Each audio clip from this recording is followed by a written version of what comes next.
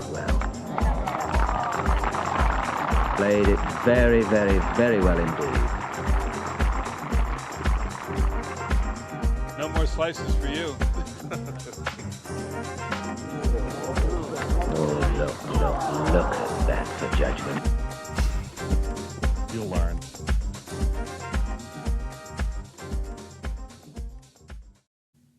Good morning, everybody. Welcome to Sliced, sponsored by True Linkswear. Now, this is not a move to daily podcast. We had a Monday podcast, as we always do.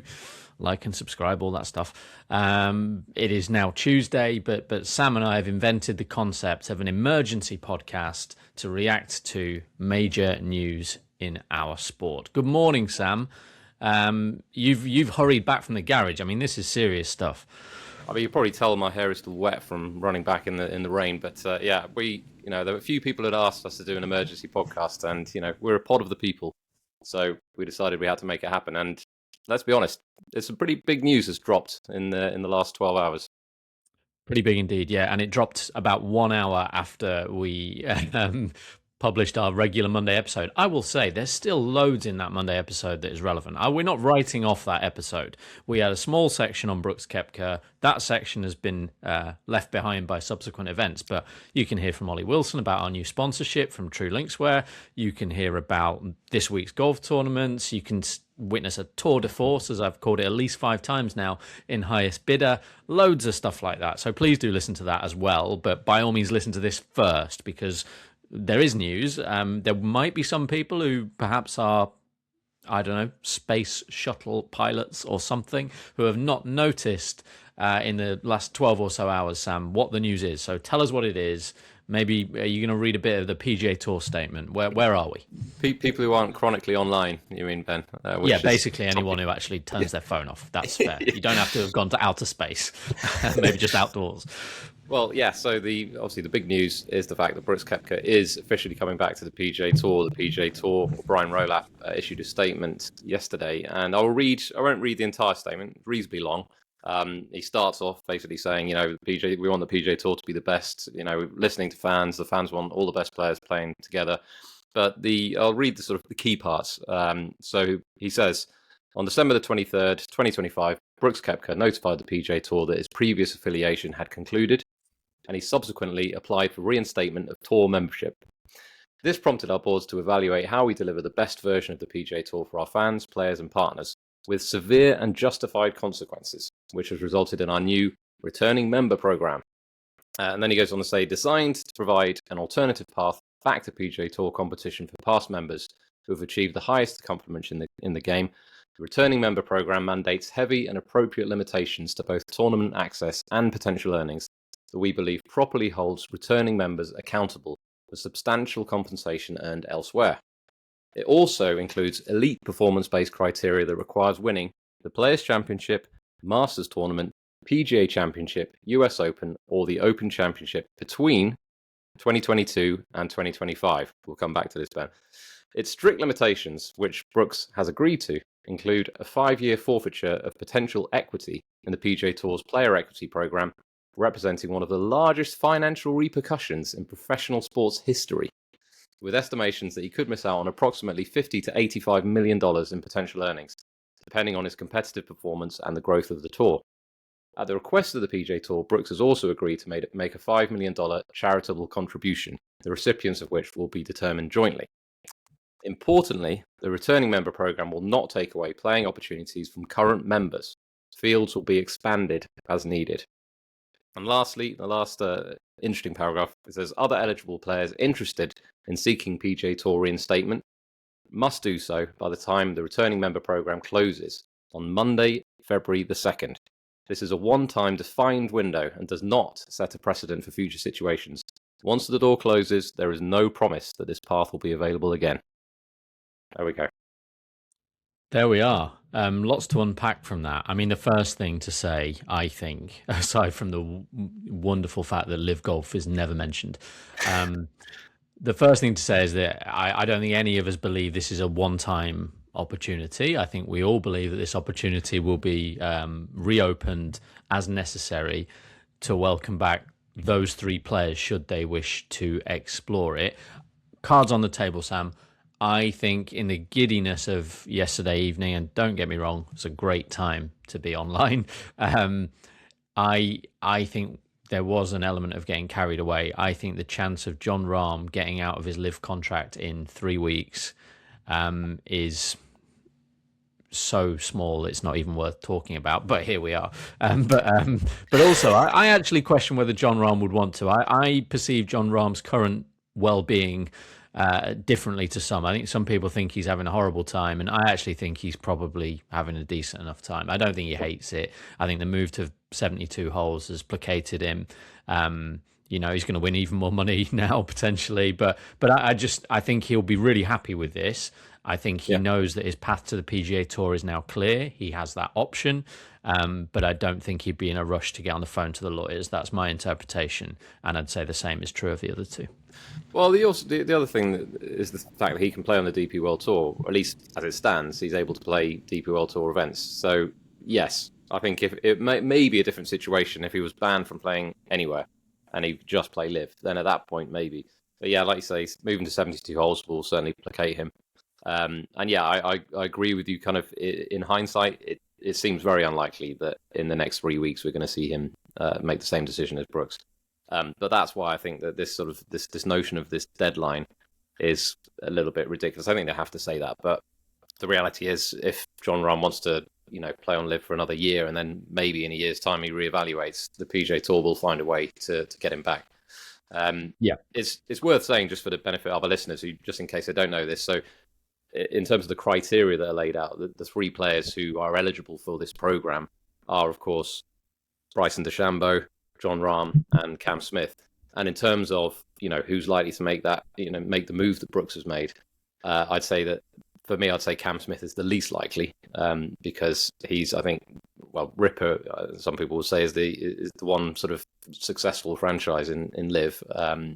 Cam Smith is quite is happy, obviously living back in Australia. Things are going, I think, probably quite nicely for him. I feel like he's in a good spot. So I don't see him wanting to come back. I don't know what his contract situation is, but it seems very unlikely to me. Bryson is kind of the big question mark, and we talked about this a couple of weeks ago. He's got a lot of leverage, even more so now, I would suggest. And he could ask for a heck of a lot of money from LIV in order to stay, because I think they know that if he doesn't, then that could have major ramifications for the league generally. Yeah, and I think it really is the time where we find out how serious LIV Golf is about what it claims to be its new vision, which is to be the global golf tour. Already got one, thank you very much. But the point being, that's what they claim to be. We'll come to it later, but they're building a Korean golf team. They've got an Australian one, a South African one. That seems to be their avenue under Scott O'Neill. And I wonder, thinking more about this, if there is a chance that Scott O'Neill actually believes in that as a venture. He's not too worried about whether the Public Investment Fund want to continue to finance that. He's doing playing the cards he's got. And I wonder, could they be better off without Bryson? And I mean, I don't say that flippantly. They would be absolutely humiliated by that if Bryson leaves. Times 100 what the reaction was yesterday, right? It would be considered by so many people like me, possibly you, I don't know, but certainly loads of people in the media with bigger profiles as well would say this is the end of LIV. But if he's going to require like $500 million, which we could be talking $500 million to sign a limited extension, like a 3-year, 4-year extension, whatever it may be. Maybe it's not, maybe $250 million, okay? Whatever it is, it's a lot to basically make your entire brand Bryson DeChambeau. And I wonder, is now the point where they have to go, look, this is not viable, but something is viable. We can pursue this other route. We can make it. We can actually do what we say we're going to do. Take it outside of America, accept defeat in America, and go and try and pursue it in these other territories. Now, the problems with this sort of avenue are, one, it doesn't necessarily fulfill the overarching goal of LIV Golf, which is not sporting but political, and two, the money. Like, can you justify paying what they're paying to a league where the top dog is Tyrrell Hatton in 2 years' time, perhaps, or whoever it may be, who is demonstrably not one of the top 3-5 players in the world, as Bryson is, as Jon Rahm is? That raises some really difficult questions. So I'm not saying I think this is what's going to happen. What I'm trying to get across is that if they really believe that the future of LIV Golf is global outside of America, signing Bryson DeChambeau to a bumper second contract would undermine that belief. So they're going to have to go one way or another.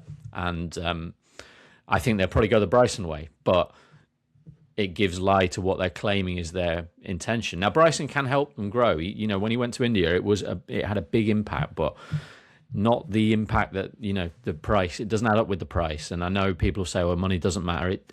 It does matter eventually. So that's where I am on the Bryson side. I think I don't want to coin a phrase like shit or get off the pot, because I don't think I've ever said that before, and hopefully I will never say it again. But you get the point.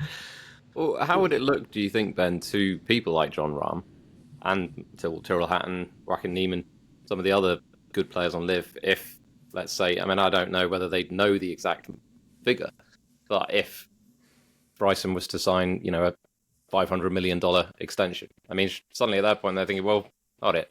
I'm not quite the draw that Bryson is, but I've got to be half the draw he is. So, where's my money? Yeah, I guess that is a reasonable question, and it will have been part of discussions already, I'm sure. I think the sort of player LIV is currently signing, so the new signings will know that there are stratospheres, and they're not on the same one as Bryson. But existing players, yeah, absolutely, and that's where this problem doesn't go away, does it? Like, if they re-sign Bryson for the sort of money that we're all assuming he'll be asking, and he may surprise us and go, no, just the same as last time or whatever. I think he'll take him for whatever he can get personally. But if they do that, where does it end? Because you're right. Okay, now we've got to do the same with Rahm, or at least try to.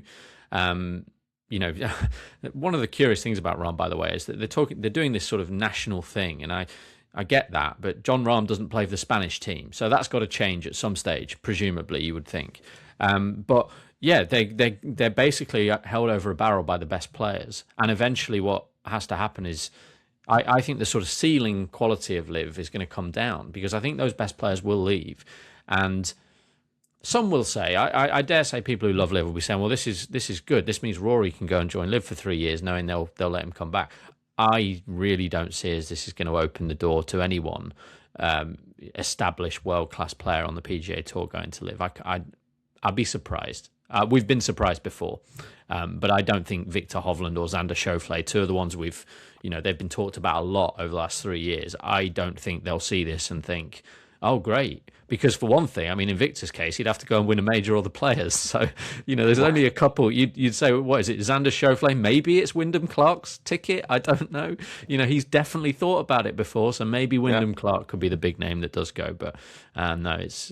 And if he did it, let's be honest, and we talked about this before, it's not going to be a huge loss, really, is it? He's not a needle mover on the PGA Tour. Yes, he's a major champion. What he does fit with LIV in many regards is he is that kind of villain character, which they've picked off several of over the last few years. So he would fit the ticket in that way. But Xander, it feels very unlikely. I have to be honest. And like you say, because they've put these, and they've thought very carefully about this, because they've made these criteria about winning a major between 2022 and 2025 for all the players, there's a very small pool of people who that includes, and they know that. And that's why that's happened. Let me ask you, why do you think LIV allowed Brooks to leave? Because he I don't think he's seen out his contract. I believe he should have to the end of this year on it. Yeah, it's a great question to which we don't know the answer yet. I wonder, there could have been some sort of, his contract could have been slightly different to how it was first reported, and maybe after 2 years it became rolling or something like that. That's a possibility, I would say. Break clause. Yeah. On the face of it, when we first talked about it, I think everybody thought, well, he's not really adding value. He's not the player. He finished like 33rd in the standings or whatever. He's a big name, but you could argue he's on the wane. It's going to be hard for him to become the player he was again. We'll see about that. He's defied expectations before, including when on LIV Golf. So I certainly wouldn't put it past him. But you could argue that for him, the money that he would have been demanding doesn't stack up with what he's bringing to the league, especially as he won't wear the stuff. He won't go on TV and talk about how great it is. And I thought, actually, I haven't got the quotes in front of me, but he spoke to Doug Ferguson of the Associated Press. And unless I missed something, he didn't say anything about LIV in leaving. So he didn't fire a parting shot, but nor did he say, look, I'll always be grateful for LIV. They came along, he's been very upfront about it. He took what was it? He took a 9-figure joining fee, as he said a couple of years ago, and earned another 40-odd million on LIV, and he did it for the money. So I guess from that perspective, you can see why LIV would let him go, but they must have known this is what was going to happen. And that's sort of where my thought about the direction of the league comes from. Like, the only thing I can make it how I can make it square in my head is that they're thinking actually they are going to move away from the US market and they aren't going to pay Bryson the money he wants. But I still can't believe that to be true. So I'm a bit stuck. I can't answer why. Have you got the answer? I mean, why would, if you were Scott O'Neill, why would you let him go? Well, I know I don't have the answer, and the only thing I can think is that he didn't have a choice, really. There must have been some sort of break clause, I would think. Either that, or he's had to pay back his entire, what's left on his contract. But even then, I don't know enough about kind of legality to know the answer to that. But yeah, I mean, it feels like Scott O'Neill felt he didn't have a choice. Brooks wanted to go, and he was going to go, whether it meant sitting out of competitive golf for a year, then that was going to be that.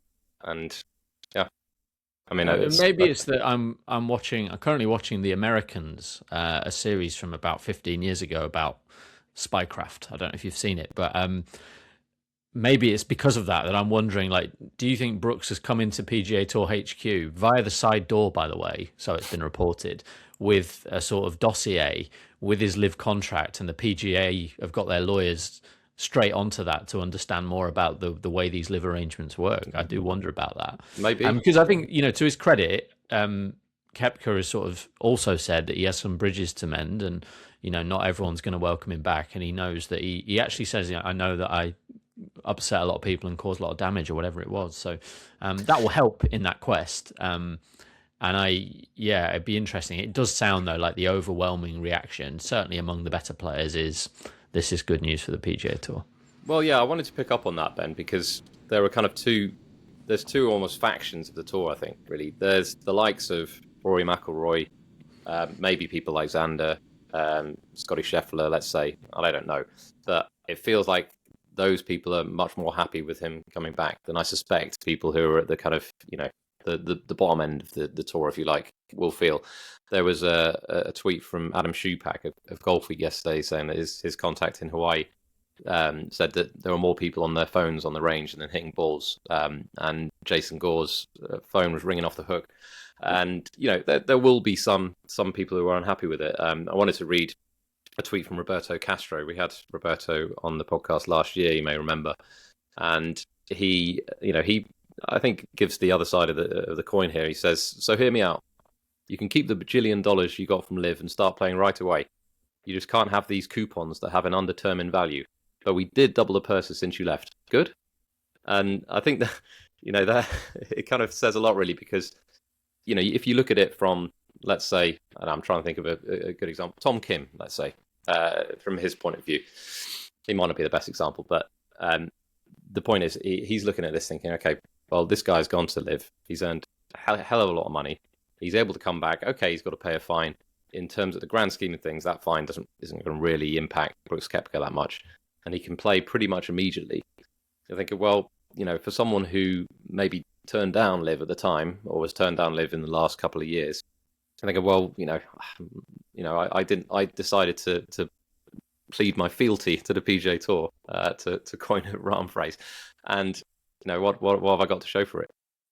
Yeah, I think that's fair, and there'll be certainly those who felt like it was a question of picking a side, and the ones who had genuine opportunity to leave the PGA Tour and feel that they have their loyalty has been undermined. I can understand that to some extent, but I think they're all grown ups.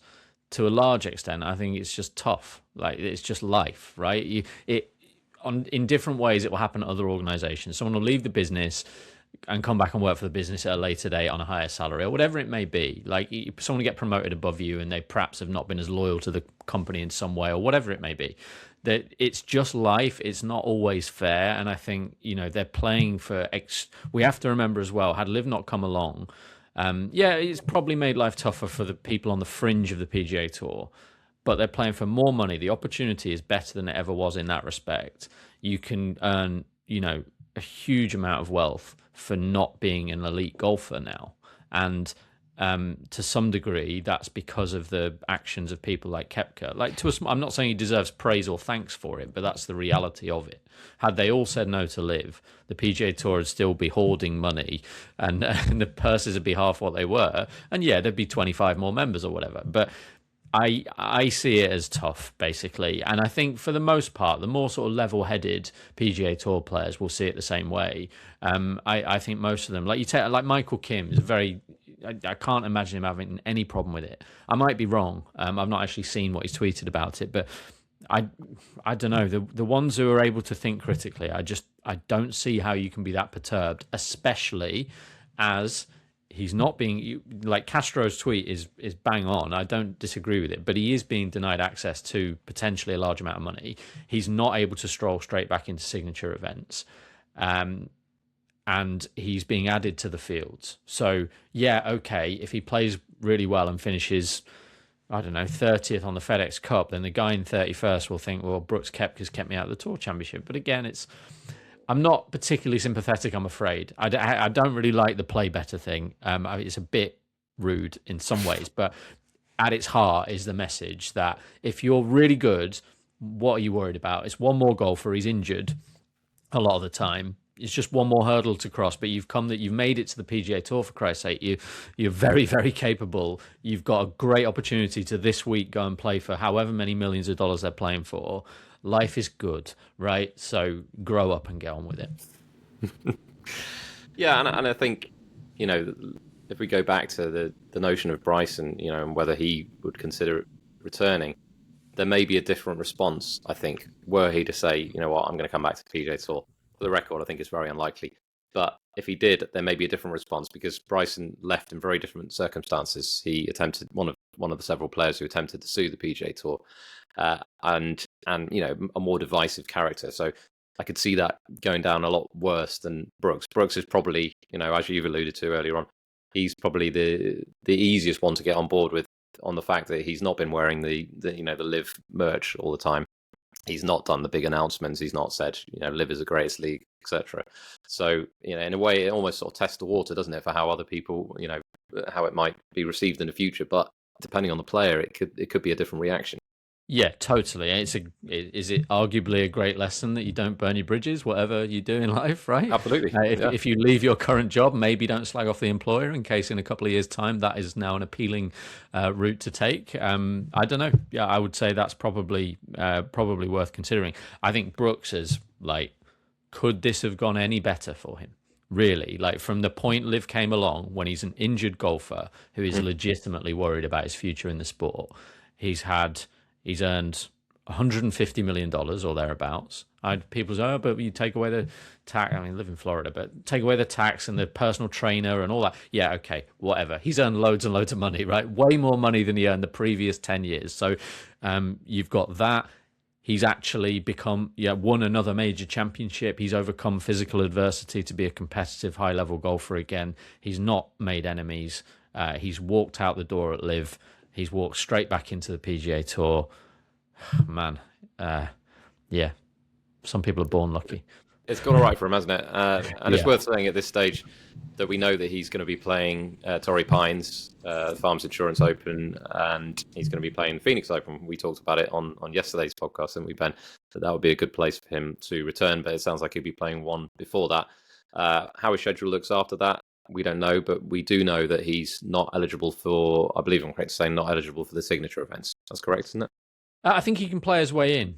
Right. Okay. But I don't think he can't have a sponsor invite. So, like, for example, Max Homer's going to get an invite to play the Genesis Invitational at Riviera later. It's just bound to happen, isn't it? Unless he's in on past champion, but I don't think that applies to the signatures. But yeah, I would imagine for Koepka, you're looking at Torrey Pines, Phoenix, Cognizant, which is close to his home. Basically everything that he can play, because he's not going to be in Bay Hill or the Players is the interesting one. I've not seen anything on that. That is the interesting one for me, because it's not a signature event, is it? It's the other event, and he would be eligible simply like full PGA Tour members are eligible for the Players. So maybe he's in that, but he's not going to have a problem putting together a good schedule. And in terms of while I spoke about where he might finish on the FedEx Cup, it doesn't really matter given his exemptions and so on. He's not going to be scrambling for his card. He's fine for many years to come. I'll give credit again to Rob Ops on Twitter for pointing out there's a change to the FedEx Cup points in the playoffs. They're being reduced dramatically, and there's a payout after, I believe, the BMW Championship, and he would be eligible for that. We shouldn't be worried about his earning potential, really. It doesn't matter if he earns nothing, does it? But he's going to have plenty of opportunities, even if a couple of avenues have been closed off. I have to say, again, people will say I'm a PGA Tour bootlicker. Hopefully I've done enough criticising of the PGA Tour over the years. When I read that statement and the criteria and what Koepka said, you just think, well, can anybody pick holes in that? Is there something the PGA Tour could have done better here? Because I don't see it if there is. They have pretty much nailed it, and they've managed to throw a grenade back over the fence. I think it shows you when you've got someone really experienced in running a massive sports organization comes in. He's paid big money, but he's there to make really hard decisions and to get things like this right. And from the outside, the proof will be in the pudding, I suppose. But from the outside, I think he nailed it. Yeah. Before we end, because we can't do our full hour because that would be ridiculous. But we did want to talk about the fact that there was a tweet from Josh Carpenter yesterday saying that Benan had been spotted at the LIV event last night, and it's been reported that he's going to head the new Korean team. So it's going to be called Korean Golf Club. And this is replacing the Ironheads. And our understanding is that Kevin Na is going to be leaving. Junichiro Kazuma is going to be leaving because he tweeted yesterday, basically saying, "Well, I hope these players are better than I was," or worse to that effect. So it sounds like he's just being thrown on the scrap heap, even though he actually didn't perform that badly last year. And this is kind of the problem with LIV, really. If you're not one of the big names and you've not finished in, I don't know what position it needs to be, top 20, you can just at any point just your contract can just be exterminated, and then you're left to sort of fend for yourself. And it seems like that's happening to Kazuma, possibly Kevin Na, and maybe others. And I mentioned it was a couple of months ago now, I think, the fact that I thought that Benan was going to be the likely one to head over there, given that his status on the PGA Tour, he's not in the signature events. I'm disappointed from a personal perspective. But that said, you look at the team that he's supposedly heading up, and it's a pretty weak team, really. These are not big names. It's not really a massive coup for LIV. No, Young Han Song is the other signee, reportedly, isn't he? The other part of the team. Look, what can we say that's not been said before? The fundamental problem with LIV is it is not meritocratic. The players they've signed over the last 3 months are really good players. Laurie Cantor, Thomas Dietrich, Elvis Smiley. I'm not diminishing their achievements in the game to say that they did not, by any formal process, earn this. They played to a standard that made them an appealing proposition. And in some ways, that's where it's comparable to football, I guess. There's no meritocracy as such in football. A manager might like you, he might not, and that's it. And you're out the door. You don't fit in the system and things like that. I get that. But this is a phony team sport we're talking about here. The LIV Golf is fundamentally an individual golf league with a team game attached to the side of it. But when they sign players at the moment, they're basing it entirely on the team. And they're signing Laurie Cantor because he's English, and they've made an English team. And they're signing They're moving players from teams. You know, they're getting rid of Abraham Ansah from a team because he's not Spanish. And now Kazuma, who finished, I think, 32nd on the standings. Okay, they want to go a Korean side, but why doesn't he move to Smash?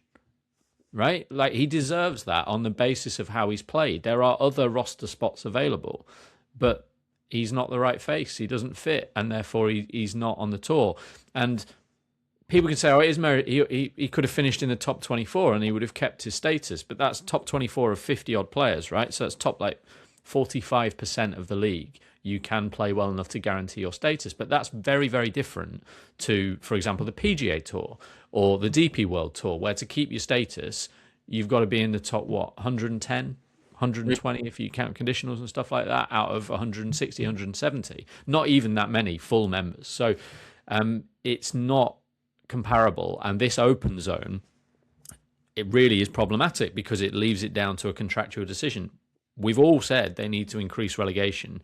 That needs to be a bigger part of it, and it's going to be. But what needs to go is the open zone. It should be black and white, really, if they want to be meritocratic. And it's really hard on Kazuma. It is. It is, and I think there will be ways, and maybe this will happen, I don't know. It feels like from his tweet that he thinks he's leaving LIV, and that's the end of it. I mean, it feels to me like there would be a way of making this work. Let's say, for example, Anthony Kim goes to Smash. He's currently a wild card, right?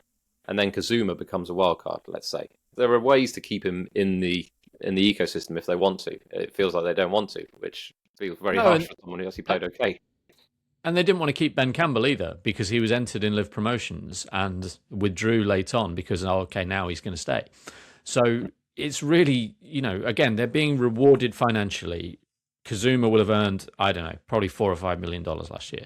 So I'm not, sympathetic to that point of view, but it's sport, and for me personally, it will vary. Different people will love sport for different reasons, but I would say the overriding reason, the most popular reason we care so much about sport, and some people who don't get sport, they can't compute it. It's like you're just playing a game, right? But we care about the journey, the process, and the reward that process brings. We know that these guys on the PGA Tour, the DP World Tour, and on LIV, like, there's none of them there who faked it. Like, they're all very good golfers, but the point is they have been working hard since they were kids to get somewhere in the game, and to now have an avenue closed off or opened up based on where you were born, that's never going to sit right with most people. Now, if you've made the last 3 years investing emotionally in LIV, of course you're going to defend it. That's human nature, but it's wrong.